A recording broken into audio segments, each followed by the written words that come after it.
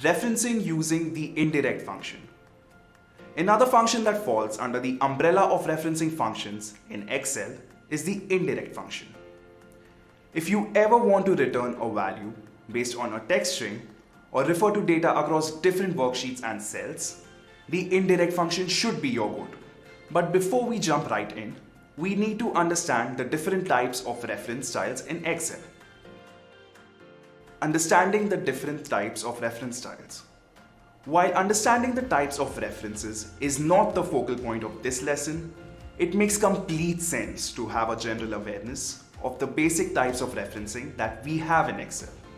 Referencing in Excel can be classified into A1 notation.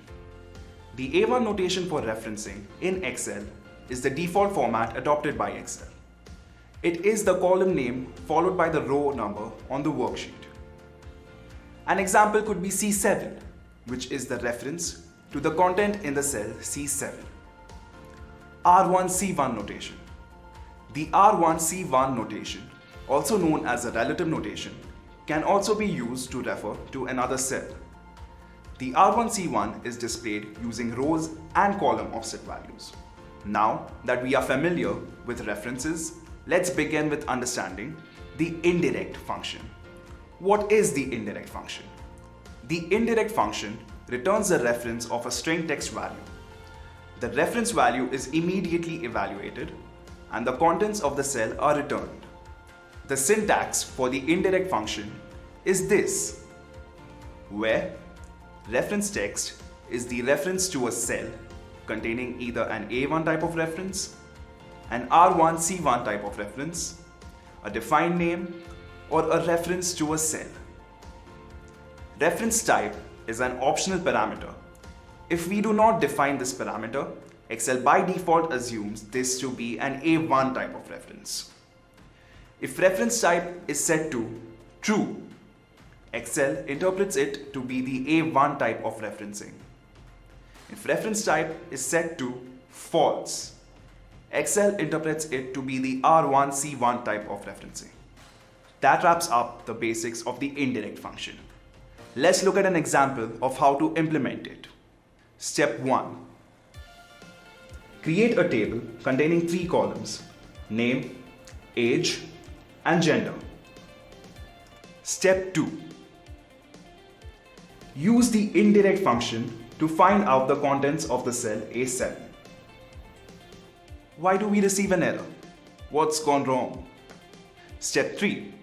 Try the same formula again, except this time we shall enclose the value A7 in double quotes.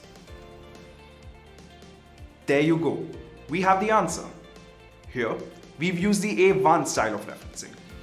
Let's take a look at an example that incorporates the R1C1 style of referencing. Step 1.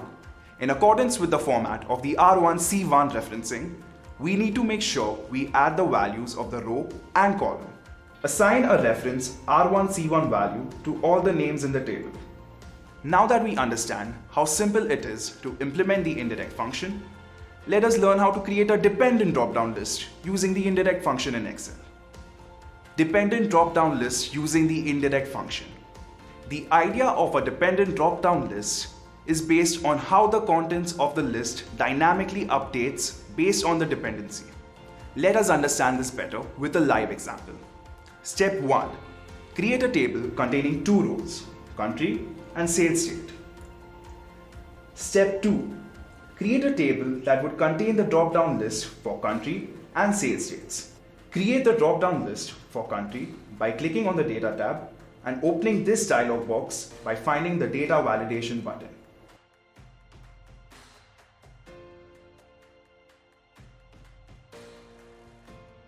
Now that we have our dependency, let's move on to using the offset function to create the dependent data list.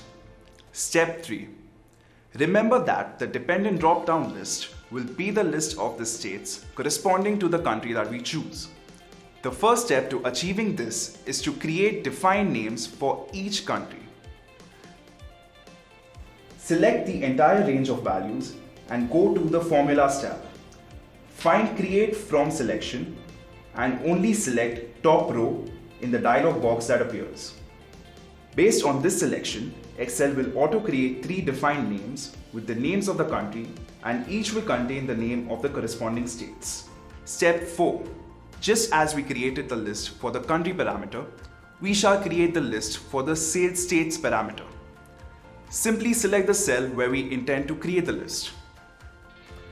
Go to the Data tab and under Data Validation, use equals to indirect, open parenthesis, dependency reference, close parenthesis in the source of the dialog box. We use absolute reference for the column number, but not for the row number. This allows us to copy the formula to adjacent rows. Step 5. Copy this formula to the adjacent rows by placing the cursor at the bottom right of the cell and dragging it across consecutive rows.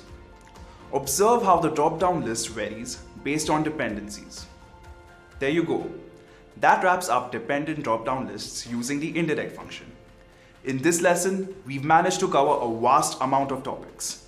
We began with different types of reference notations and then moved on to understanding how to implement the indirect function for both types of reference notations. We've learned how to redirect references and also to create dependable drop-down lists. While a majority has been covered, there's still a lot left to unearth. We encourage you to dig and delve deeper into the world of lookup and referencing functions.